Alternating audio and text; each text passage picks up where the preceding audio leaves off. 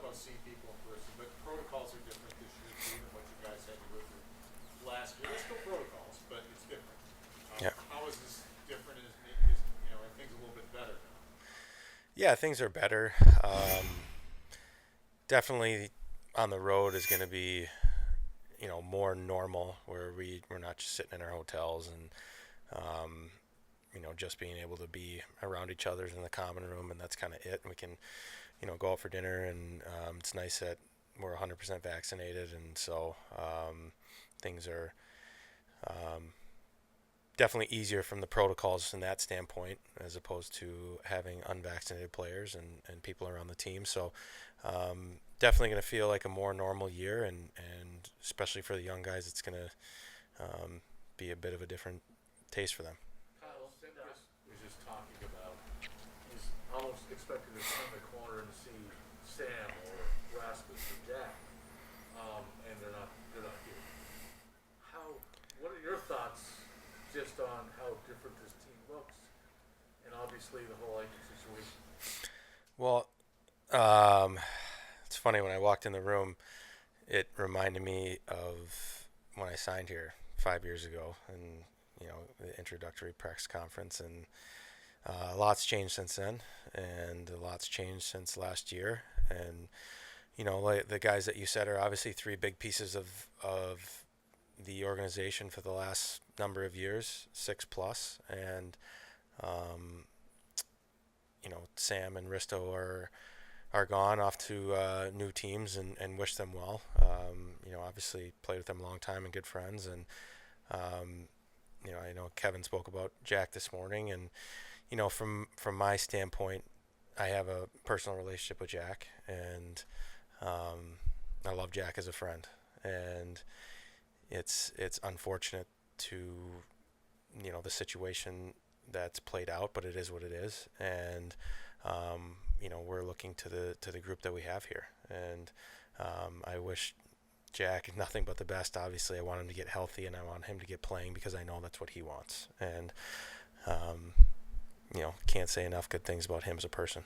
As one of the leaders, how do you prevent a situation like that from becoming a distraction? I know that it's everybody outside the room is talking about it. How do you sort of get everybody focused on the task of getting ready for the season? Well, I don't have to do too much, honestly. We have a group in there that is very hungry to play, and it feels a lot like it did back when I was younger, and even before I got in the league, where you go to practice and then you'd sit after for 30 minutes and just shoot the breeze in the locker room, and everybody just wants to be around each other, and everybody wants to play, and everybody wants to prove themselves and be better, and you could feel that nervous energy in there today.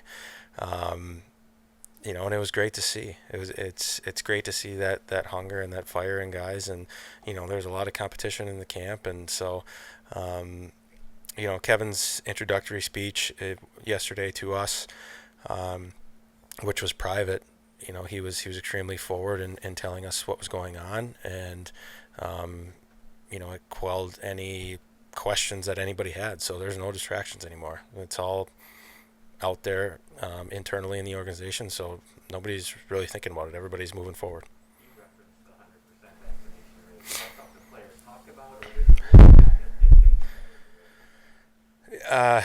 Yeah, I mean, once they said that they weren't going to file for the exemption to go to Canada, that really put a lot of pressure on the people that were holding out, because that's a huge chunk of the season that you're not going to get paid for. And it's funny what happens when you start to affect people's wallets. Kyle, when you don't have McCabe, Jack, Risto, Sam, what's the process to form a new core in that room? I think it's going to form itself. I think it's already started. I think it started in the middle part of last year, and I think a lot of guys took some steps and had some ups and downs, definitely, but the core has already started to form, and you could pinpoint a few names that are for sure going to be a part of it, but there's some guys that are going to try and fight their way into that group, and um, there's competition there, and everybody knows it, but at the end of the day, in that room, the guys care about each other, and everybody wants to be successful and wants to prove that they're going to be a player in the NHL. So it's going to be a fun little internal competition to watch. Go ahead, Bill. This is kind of a even field guy. Have we been able the last couple of days to see if there's an excitement for him just to be back with the guys and back on the ice? Oh yeah, Z's pumped up to be back, and we're pumped to have him. I think that he doesn't get the credit that he deserved for what he brings, and I know that there's a huge emphasis on analytics, especially in the last couple of years, but there's no analytic for that guy. There's zero. Like, that guy brings so much to our team and so much energy, and he does everything the right way, and that guy's one of the best teammates I've ever played with. So you can throw all the analytics out the window on him, and we want him. You played right wing with him today, and he's back to center, which is great. When he was younger, what did you think of him at center, and what did you think of the move for him? I loved him at center. Just nice to be back with him on the line, and we developed some chemistry especially a couple of years ago, and Drake fit in nicely today on the left, and so he's going to be comfortable anywhere he plays, and just because he plays the right way, and he's always going to be under the puck, he's always going to be supporting you, he's not going to put you in bad spots, and he's always going to be working hard. So I like him whether he's on the left, right, or in the middle. Before you got hurt by that dump in last year, what did you take from that group of games under Donnie that you finished your season with? As a group, I think that we started to play the game at just the way that you do when you're really having fun, and we started to make a lot more plays. We started to support each other. There was just natural things happening from a hockey standpoint that weren't quite happening before. And me personally, it was nice to just play. I felt pretty free at the end of the year until I took that puck off the face, and so those last 15 games were a lot of fun for me. You mentioned it. Walking into this room, it reminds you of about 5 years ago when you signed here. And you were upbeat then.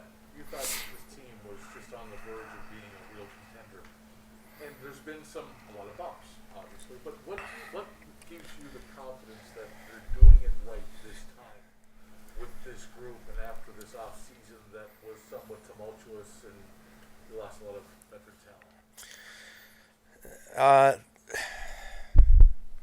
The feeling between then and now, I wasn't naive going into it. I just didn't know the situation that I was going into, and there were some definite things that needed to be cleaned up, and I think that we are at a point as an organization now, I don't want to say as an organization because, I'm just a player, but from the player standpoint, where we're at a place where everybody truly cares about each other and just wants to play. And there was a lot of things and different dynamics before that factored into the equation of us being successful. And I hope that we're at a place where some of those things have been alleviated, and now we can focus on playing hockey and teaching these young guys how to be pros and how to bring it every night. And when you don't have it, some nights you're not going to have it, you got to find a way to have a B game, and you got to find a way to contribute to the team. And so those are all things that are there now that weren't there when I got here 5 years ago.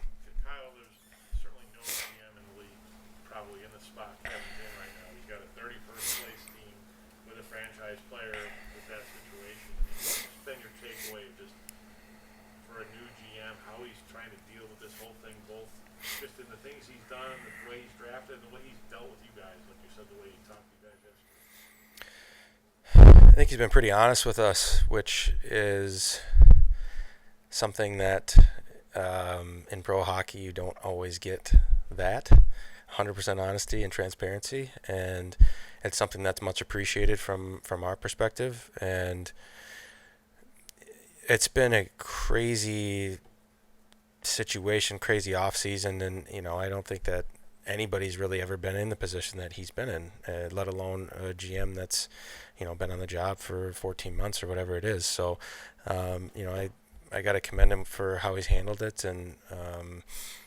you know, I know Kevin is a good person, and he's trying to do right by everybody. And you know, I know that he likes Jack as a person as well. I know that, and so he's he's handled it great, and I think he's going to continue to.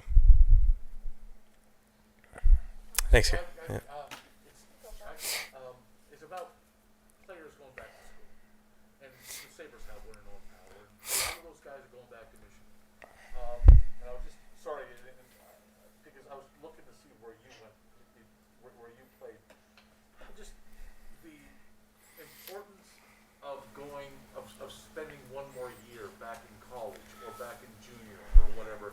From around, a lot of the draft picks are going back to what the respective leagues. Just what do you take? What do you think that the benefit from something like that is for these players? Well, I think in Owen's case specifically, last year was COVID. I mean, it was messed up for everybody. To compare my situation and his, I think would do a disservice. But for his, they didn't play a full schedule. They couldn't, get into a rhythm. He didn't get the full experience of college. And now he's going back to a team. I think they had 3 guys go in the top 10 or top 4. Top 5. Yeah, that works too. So they're obviously going to have a good team, and he's going to get a full college experience this year. So I was going to say more power to him, but that's bad.